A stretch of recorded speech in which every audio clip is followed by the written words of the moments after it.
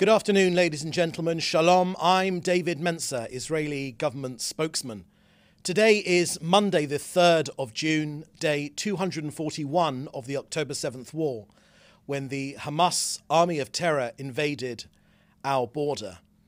Israel's conditions for ending the war have not changed. The destruction of Hamas's military and governing capabilities, the freeing of all 124 hostages, and ensuring that Gaza no longer poses a threat to Israel. All of our objectives are within reach. Israel will not compromise on any of them. As we clarified over the weekend, the notion that Israel will agree to a permanent ceasefire before these conditions are fulfilled is a non-starter. It's not an option. As the Prime Minister said just in the last couple of hours to the Knesset Foreign Affairs and Security Committee, he said, quote, "The outline that President Biden presented is partial. The war will be stopped for the purpose of returning hostages, and then we will proceed with further discussions. There are other details which the US president did not present to the public," end quote. So we'll start today with the terribly sad news of IDF casualties. Since the start of the war, IDF fatalities have unfortunately risen to 644. Sergeant First Class Adar Gavriel was aged 24 from Caesarea. He fell in battle in northern Gaza. He leaves behind his parents, a brother and 3 sisters, as well as his partner. In a story replicated many, many times across this country, he was called up for reserve duty at the start of the war. He continued to serve with only a 1-month refresher break. And a month ago, he was drafted again. When his parents expressed concern, he simply told them that his friends were serving and how could he possibly stay home. Sergeant Yehonatan Elias was just 20 from Jerusalem. He fell in battle in southern Gaza. He leaves behind his parents and 2 sisters. There are no words of mine that can assuage the pain of their parents and their families. We embrace them and their dear families who have lost their precious heroes, sons and daughters in this war for our very existence. The price of war is heavy, very heavy indeed, and painful. Each casualty is a world unto itself. May their memories be a blessing forever.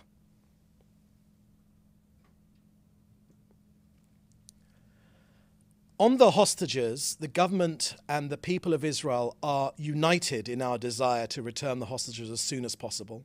We're all working to achieve this goal. The Prime Minister has authorized the negotiating team to present a proposal to that end, which would enable Israel to continue the war until all its objectives are achieved, including the destruction of Hamas's military and governing capabilities. The actual proposal put forward by Israel includes the conditional transition from one phase to the next and allows Israel to uphold these principles.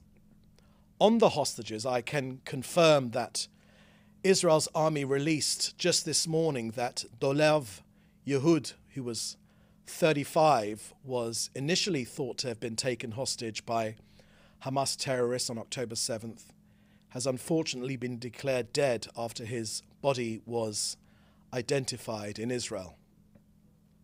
May his memory be a blessing. It's a testament to the scale and brutality of that atrocity and of so many other atrocities of that day. Dover Yehud was from Kibbutz Nir Oz on the Gaza border. Dolev was a hero. He was a volunteer medic with Magen David Adom and United Hatzalah, Israel's ambulance services. On the morning of October 7th, he left his house to save lives on the kibbutz amid the Hamas onslaught before being killed. His daughter Dor was born just 4 days later. Initially, Dolev was believed to have been abducted, but with no signs of life, authorities re-evaluated unidentified remains found on the kibbutz from the onslaught. Victims of the Hamas massacres had their bodies burnt, mutilated beyond recognition, making identification very difficult. But new scientific identification tests, paired with information on where the remains were found, confirmed that the previously unidentified body belonging to Yehud, his sister Arbel, was also kidnapped and is still being held in Gaza, along with her boyfriend Ariel Cunio, Cunio's brother David, his wife Sharon, and their 3-year-old twins, along with Sharon's sister Danielle, and her 5-year-old were also kidnapped. A total of 124 hostages remain in Hamas captivity for 8 months now. Time has already run out for 39 of them. Their ongoing plight is the #1 humanitarian issue throughout this war. Now, you know, for Israel, this is a 7-front war. We are being attacked from Yemen, from Judea and Samaria and the West Bank, from Iran, from Iraq, from Syria, from Hezbollah in Lebanon, of course, from Hamas in Gaza. So I want to shift your attention to those other fronts from which Israel finds itself under constant attacks by these Iranian proxies. Earlier today, the IDF successfully intercepted a surface-to-surface missile that was fired from the direction of the Red Sea towards Israel. In the north, sirens have been going off almost every hour, warning of Hezbollah rockets and mortars, suicide drones from Lebanon's territory. Just yesterday, Sunday, dozens of projectiles were fired towards Margaliot and Katzrin in the Golan Heights. Fires broke out. The footage is absolutely horrific. Nearly 2,500 acres were burnt, according to Israel's Nature and Parks Authority. In Israel's largest city in the north, Kiryat Shmona, 2 were injured. A Hezbollah drone fell in Nahariya, a city of 66,000 people who rushed to bomb shelters multiple times over the weekend. Ladies and gentlemen, this is not a sustainable reality. Israel's northern residents, tens of thousands of them, evacuated, will not live under such a threat. The Israeli government is committed to ensure their security and their return to their homes. It's up to Hezbollah to decide if this can be accomplished by diplomatic means or by force. This country will be defended. We are defending this country. No one should be surprised by our response.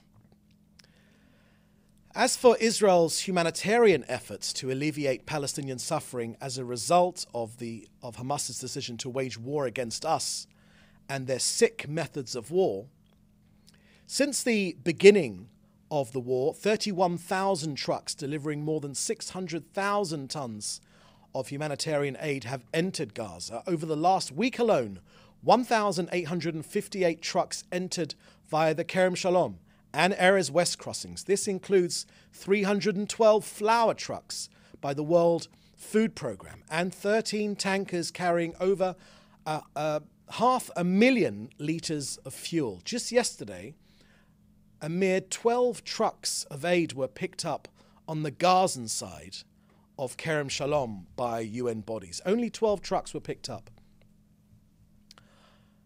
On humanitarian aid, I have not seen any outlet besides those here in Israel that have reported that 650 aid trucks are currently waiting on the Gazan side of Kerem Shalom. 650 aid trucks are currently waiting on the Gazan side of Kerem Shalom for pickup. You know, since the beginning of this year, 88% of all coordination requests have been approved. Today, as usual, between 10 a.m. and 2 p.m., the IDF paused operations in parts of Khan Yunis to enable the movement of humanitarian aid. So we are continuing to expand our efforts to facilitate humanitarian aid into Gaza. So that's the end of our briefing today. I will now take your questions, which you should put in the chat with your news outlet. I'll be doing the questions today. First question from Joel Pollack at Breitbart News. Does Israel believe that President Joe Biden deliberately misled the world when he claimed 4 times that the hostage deal was Israel's proposal? Thank you very much, Joel. That's a question, I imagine, for the White House rather than for me.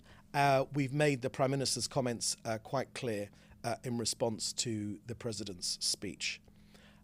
Secondly, Israeli officials have said that they believe arson was responsible for a fire in Jerusalem's Valley of the Cross.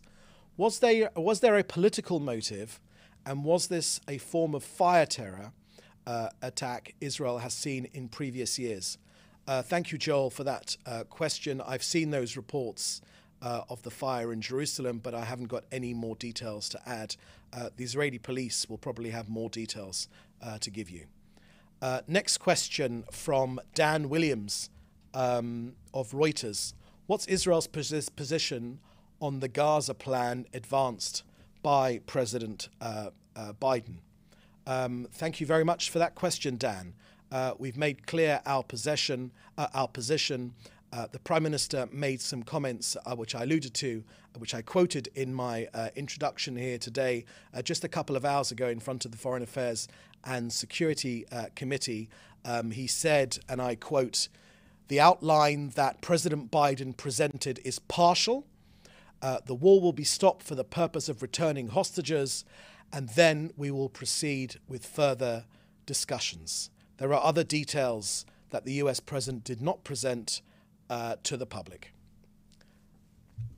So I hope that answers your question. Dan, you're going to have another question here. How many smuggling tunnels from Egypt has Israel located in Rafah and elsewhere in southern Gaza? Thank you for that question, Dan. The answer I have seen is around 50 tunnels have been identified in southern Gaza and in Rafah.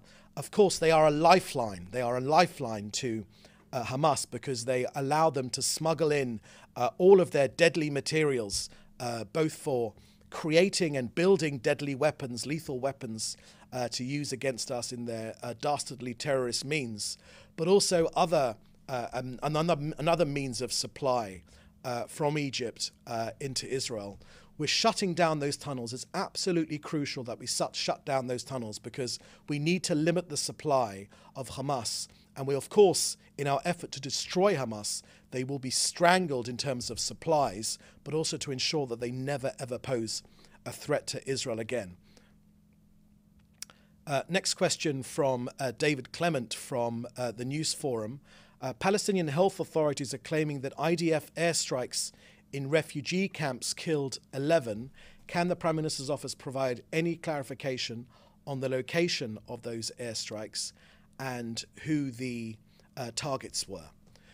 Thank you very much for that question, David Clement from the News Forum. So as we made clear last week, and we make clear every single day, Palestinian health authorities are an arm of Hamas. Hamas is a deadly terrorist organization that performed the October 7th massacre and have no compunction whatsoever in inflating figures and telling barefaced lies. Of course, Israel would never, ever target any humanitarian area. That was the purpose of us establishing these humanitarian safer zones, so that non-connected civilians can move to them to keep themselves out of harm's way. That's precisely why we bought the tents, that we made sure that we flooded the area with water, with humanitarian aid, with medical supplies. That's why we let civilians know through leaflets, millions of them, through text messages, through phone calls, in Arabic, on the media, on the internet, to move away from the zones where allow us to get to the last 4 battalions of Hamas in Rafah. We're going to destroy this terrorist organization, and Israelis are full square behind the government when they refuse to live next to this terrorist organization. We will not allow this terrorist organization to remain in control of Rafah or anywhere in Gaza, because they will simply regroup and fire at us again before working up enough to be able to perform October the 7th again and again and again and again. It's not enough for us Israelis to think that, well, they are deterred. They're not deterred. They're genocidal, murderous Jew haters who would rather have their own people die with the option of to prefer to kill Jews. We know that's what they are. They've already shown that's what they are. They say that's what they are. When genocidal murderers say that they wish to kill Jews, we here in Israel believe them. Maybe other people don't. They think they don't mean it. We actually believe they do mean it. When they say these things, they mean it, and we're here to stop them. Next question from David Clement at the News Forum. UNRWA is claiming that their independent review found that Israel provided no evidence to support the terrorist organization label. Can you summarize the evidence that has been provided? David, thank you for that question about UNRWA. I mean, the rap sheet against UNRWA is as long as your arm. Where do I begin? UNRWA members actually took part in the October 7th massacre. UNRWA members actually took hostages on the October the 7th. UNRWA members are members of Hamas, actively members of Hamas. The Hamas server farm was built underneath the UNRWA headquarters in Gaza, with cables running between the two operations to provide electricity. UNRWA electricity provided to Hamas. Hundreds of UNRWA employees are members of Hamas. It's not simply a matter of a few bad apples. It's a whole rotten orchard. That organization simply perpetuates this conflict. I had the opportunity to look at UNRWA's website, where they attempted to make a comprehensive debunking of all these accusations, none of whom, not one of whom, were convincing. They say that Israel's never provided them with any evidence of any people, any evidence of their cooperation with UNRWA. It's just simply defies belief. Look, UNRWA is part of the problem. They perpetuate this conflict. They allow the myth of the Palestinians eventually displacing Israel in Haifa, in Jaffa, and other cities of this country.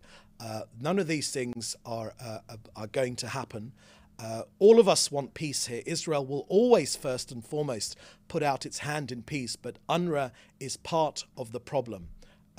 Now, Philip Lazzarini, of course, sits in Geneva, and I saw as well that he was meeting terrorist organizations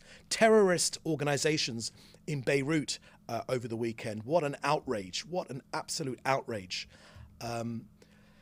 So the evidence against UNRWA is comprehensive, it's undeniable, and this organization is not only inefficient, completely inefficient, a useless organization, it actually makes the situation a lot worse. Next question from Fred Ager from Interplanetary Television. The 61-year-old climate scientist and former Mexico City Mayor Claudia Sheinbaum is the first woman elected as president of Mexico in 200 years, and the first person of Jewish background in an overwhelmingly Catholic country to be elected. Any official wishes from the State of Israel to Mexico's president-elect Claudia Sheinbaum in a country devastated by cartel violence. Thank you very much for that question, Fred. We, of course, the people of Israel and the government of Israel, of course, express our congratulations on a successful election of the new president of Mexico, and we look forward to continuing the long history of Mexico and Israel good relations. We have seen, unfortunately, the terrible firebombing of the embassy, Israeli embassy in Mexico, a shocking development. I happened to have spoken to some Mexican Jews who were who are in Israel at the moment volunteering to support this country through some of the darkest days it's seen in the last 76 years, who were absolutely devastated by the racist violence and the attack on the Israeli embassy in Mexico. So for a further comment, I'm sure the Foreign Ministry will give a more comprehensive response to that election. Next question from Hannah Julian at the Jewish Press. Firstly, was the deal described by President Biden a US-created deal or an Israeli proposal? Thank you very much, Hannah. I think I've dealt with that question quite a few times already, certainly right in the beginning of my comments, so please go ahead and play the tape. But we've made our position quite clear. Secondly, there was a meeting of the War Cabinet last night. What decisions were made, if any? Thank you for that question, Hannah. I haven't seen any output from that meeting in terms of messages to the public that we want released. As soon as there is something ready to be released, we will share it with the public in the usual way. Number three, there were fires burning across northern Israel due to the ongoing and pretty much constant Hezbollah attacks. How is Israel intending to respond to the escalating attacks from Lebanon? Thank you very much for that question, Hannah. So yes, indeed, a very, very difficult weekend in the north of Israel. And in my comments today, I made clear about Israel's response. There's been a big increase in the number of attacks from Hezbollah and the other of Hezbollah's Iranian proxies. And I made clear the Israeli government response. If Hezbollah wish this to be a military encounter, a more face-to-face military encounter, then that will happen. If they wish for a diplomatic resolution to this issue, of course, United Nations Resolution 1701 calls for Hezbollah to be pushed right back behind the Litani River, something that's never been adhered to. Then if they want a military confrontation, then they will have it. If they want a diplomatic resolution, then they will have it too.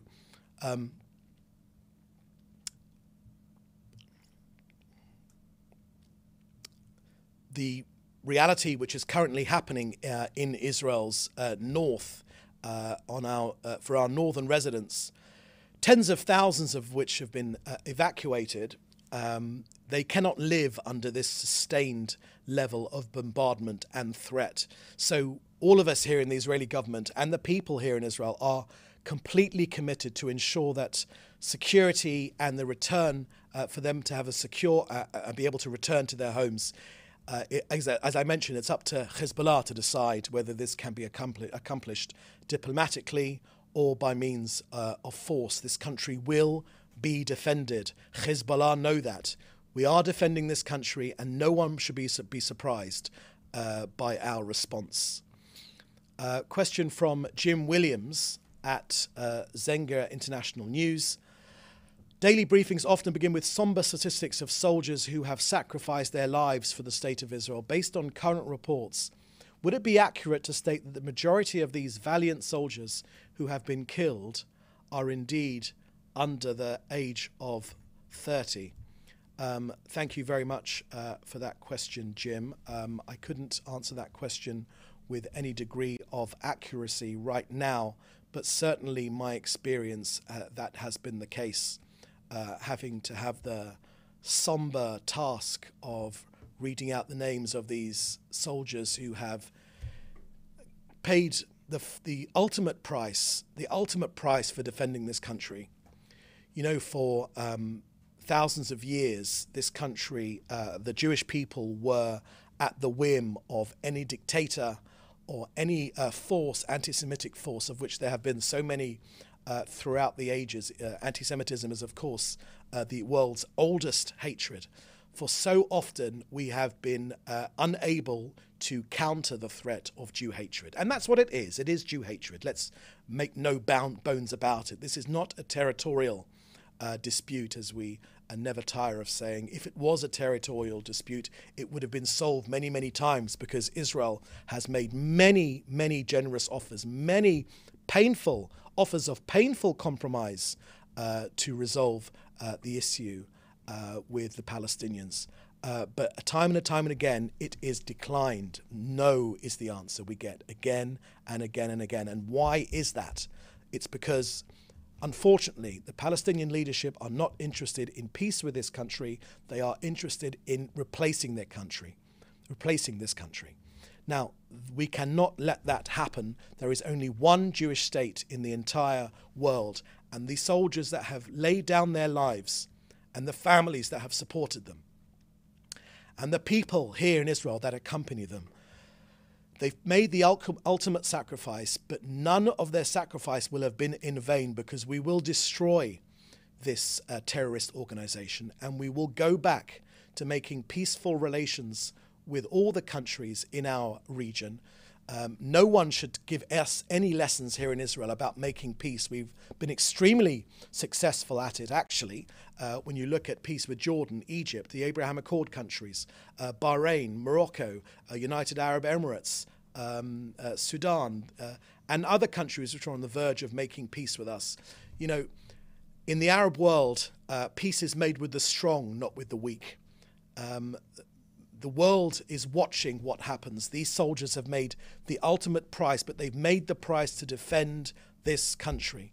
The reason that our soldiers continue to turn up for duty day after day after day, our young people, our best and bravest and boldest, with all their lives in front of them, the reason that they continue to turn up to defend their country, to use up their precious time, their most valuable years of their life to defend this country, is because there is only one Jewish state, and this country will be defended.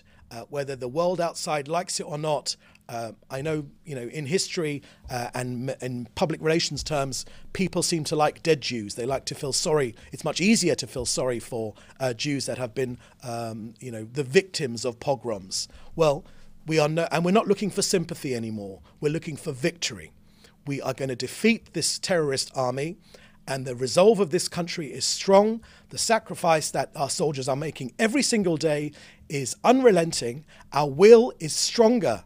Good is stronger than evil, and we will defeat this terrorist force.